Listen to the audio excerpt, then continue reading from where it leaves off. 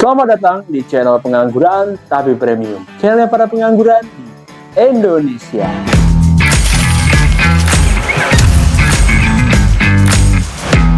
Gimana kabar sobat pengangguran? Semoga selalu sehat dimanapun berada. Udah agak lama nih ya, nggak upload tentang Facebook Ads, karena 2 bulan ini bener-bener lagi sibuk cuy. Alhamdulillah lagi banyak proyekan. Dan sekarang udah agak longgar, jadi bisa buat nih video lagi tentang Meta Ads. Semoga abis ini bisa lebih sering lah buat konten tentang update terbaru seputar Meta Ads di tahun 2024. Banyak yang nanya ke gua, Bang, Meta Ads di tahun 2024 itu masih cuan nggak? Kalau tanyanya ke gua, jawabannya absolutely pasti yes.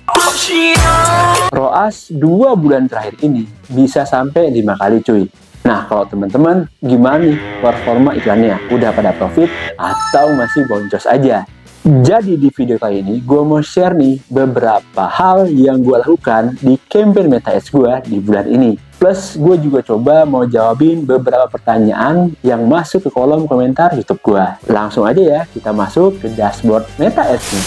Oke, dari struktur campaign sendiri, kalau bulan ini gue ada running 3 tipe campaign lah. Yang pertama itu ada campaign autobid biasa ya, yang seperti ini. Kemudian ada juga campaign advantage sales campaign. Yang terakhir gue pakein campaign yang model lifetime nih, yang seperti ini. Untuk budgetnya sendiri teman-teman bisa lihat ya. Untuk yang CBO yang autobid, daily-nya itu berkisar antara 200.000 sampai 600.000 lah untuk budgetnya. Kadang gue naikin, kadang gue turunin juga. Untuk lifetime budget, gue ambil rata-rata satu campaign ini kan sekitar 200 ribuan. Jadi gue set aja untuk budget lifetime-nya itu 6 juta. Ini masa berlaku campaign-nya ini 1 bulan ya, dari awal Januari sampai tanggal 31 nanti. Yang terakhir itu ada advantage sales campaign ya. Ini budgetnya sendiri gue set antara 300 sampai 500.000 per harinya. Gue ada beberapa running campaign yang menggunakan advantage sales campaign ini. Untuk hal kedua yang gue lakuin, itu gue mengarahkan iklan gue, targetingnya itu ke wilayah timur, kayak Papua, Sulawesi Selatan, Sulawesi Tengah, Sulawesi Utara, dan Gorontalo. Nah, ini gue ambil wilayah yang paling timur Indonesia ya. Untuk usia range-nya standar 21 sampai 65. Dengan gue exclude nih, gue buat custom audience yang berisikan orang-orang yang udah pernah visit ke web gue dan mengisi form di website gue. Kemudian satu campaign lagi itu gue buat di wilayah barat alias Sumatera ya. Gue masukin nih Bengkulu, Jambi, Lampung, Riau, North Sumatera, sama Bangka Belitung. Jadi waktu itu gue mikirnya gue pengen nyoba nih antara wilayah timur sama wilayah barat, itu kira-kira mana nih cuan. Untuk custom audience-nya juga sama ya, gue extend juga di sini. Nah, hasilnya dalam waktu 1 bulan itu habis 400 ribuan waktu itu ya, ngetes 2 hari itu agak imbang cuy. Yang wilayah Papua dapat 6 leads, yang wilayah Sumatera dapat 4 leads. Dengan average-nya sekitar 42.000 per leads-nya. Waktu itu gue ngetes sekitar 2 harian ya, kalau nggak salah. Iseng doang. Kenapa sih wilayah timur itu kita hindari ya? Karena biasanya potensi RTS-nya itu gede banget. Jadi kalau udah kena RTS, sama aja kayak udah jatuh tertimpa tangga cuy. Boncos iklan, nombok ongkirnya. Itulah kenapa banyak advertiser pasti meng-exclude wilayah timur seperti ini ya. Nah, kemarin gue coba aja eksperimen, kira-kira timur cuan apa enggak. Gue juga ada iseng untuk buat campaign yang targetingnya wilayah berbau selatan cuy. Gue masukin nih Kalimantan Selatan, kemudian Sulawesi Selatan, Sumatera Selatan, Jakarta Selatan ya, hits banget gue masukin. Tambah gue masukin juga provinsi-provinsi mana sih yang kira-kira itu berada di bawah Indonesia ya, kayak Bali, Nusa Tenggara, Timur dan Barat ya, dimasukin juga di sini. Hasilnya gimana nih? Kalau kita lihat dashboard ya kemarin, habis 1 bulan itu kemarin habis 2,3 jutaan, itu dapat 65 leads cuy. Dengan CPR per leads-nya itu 32.000. Jadi masih masuk lah kalau di KPI gua. Hal ketiga yang gue lakuin itu adalah masukin 2 pixel dalam satu button landing page. Gue masukin event add to chart dan purchase secara bersamaan. Tujuannya apa ya kira-kira? Yang tahu, monggo komen di bawah ya.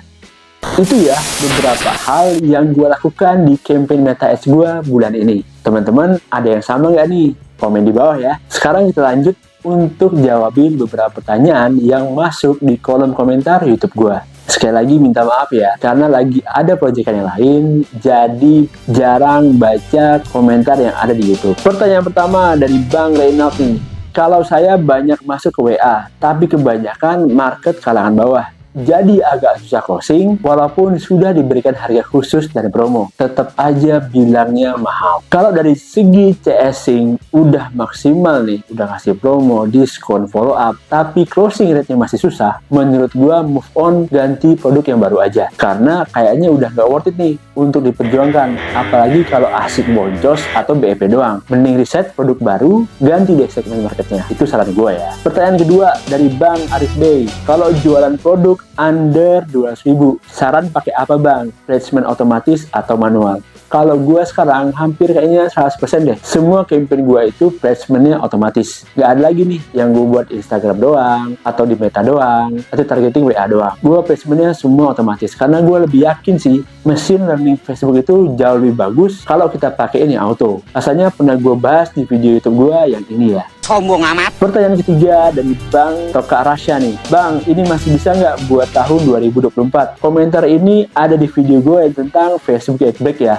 Yang kalau nggak salah gue buat di tahun 2019 atau 2020. Sekarang emang lagi marak namanya FB Pro, yang ada fitur in-stream-nya. In-stream itu mungkin sama kayak AdSense kalau di YouTube ya. Jadi setiap kita posting video di Facebook, nanti bakal dapat dolar juga. Gua sendiri udah pensiun main di Adbreak ya, atau mungkin yang FB Pro sekarang. Jadi gua nggak ada update lagi nih tentang FB Pro ini. Setahu gua, yang rajin banget konten di FB Pro itu emak-emak cuy. Yang katanya saling support demi konten. Tapi kalau gue pribadi ya, nggak semudah itu sih. Yang paling mudah mah kalau jadi re-uploader doang cuy. Ya, tapi kalau menurut gue nggak bagus sih kalau jadi re-uploader doang. Walaupun dulu gue pernah juga. Tapi sekarang udah tobat. Pertanyaan keempat. Pasti pusing bang nemuin ads winningnya. Kalau testing ads, bagusnya formasinya gimana bang? Dan budgetnya berapa ya? Faktor winning paling besar itu ada di produk dan timing marketnya. Kalau menurut gue ya. Contoh nih, kalau kita jualan video ucapan lebaran, tapi di momen Natal, ya nggak bakal ada yang nyantol cuy, nggak ada konversinya. Walaupun sebagus apa nih copywriting, konten iklan kita, atau settingannya, nggak bakal ada yang nyantol kalau timingnya nggak pas. By the way, kalau gue pribadi nih ya, kalau sekarang lagi testing campaign, itu strukturnya 1 campaign, 2 adset, 2 ads, ingin budget mungkin sekitar 150 sampai 200.000 per harinya. Mungkin kalau cocok bisa diaplikasikan nih ke campaignnya Bang Tadakuni ya. Mungkin segitu dulu ya video kali ini.